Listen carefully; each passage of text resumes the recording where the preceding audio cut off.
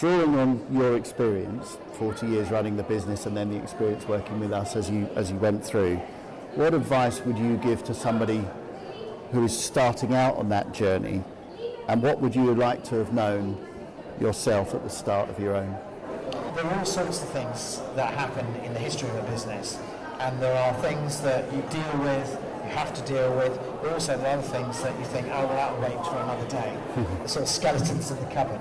And it's really important to sort those when you start the process, because it only takes something very small to derail you or to hold things up. And that applies actually whatever mechanism you take, whether it's selling to an external or an internal. And in some respects, it's even more important when you're selling to an internal team, because you don't want them finding out things that they didn't know afterwards. So yeah, sorting them out and then making sure the communication is right. It's really important. No, absolutely. Final thing I would say is I was actually clear with myself, but you, whoever listens to this, you've got to be absolutely clear with yourself what it is that you want out of it and what you're hoping to leave. If it's just about the money, okay, it's just about the money.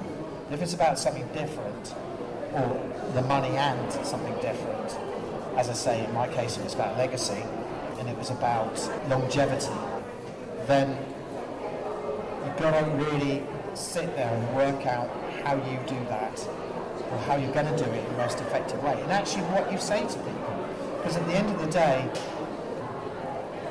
if you go for an MBO, for instance, you've got to talk to those people, you've got to address their fears and concerns, but you've also got to give them a vision of what it could be.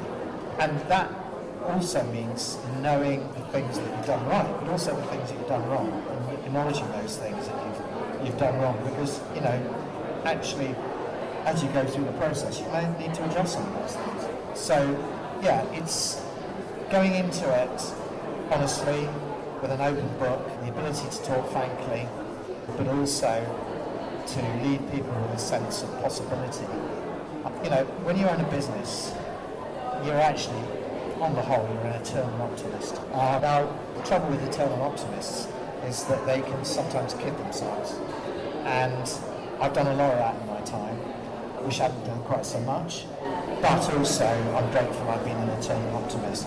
But you have to everybody has to go into it realism about what it is that they're trying to do and trying to achieve, but with a healthy dose of optimism as well. Good answer. Thank you very much. I really appreciate you being here today, Roger. I've thoroughly enjoyed it, thoroughly enjoyed working with you as well.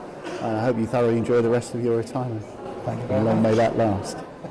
Thank you very much. Cheers.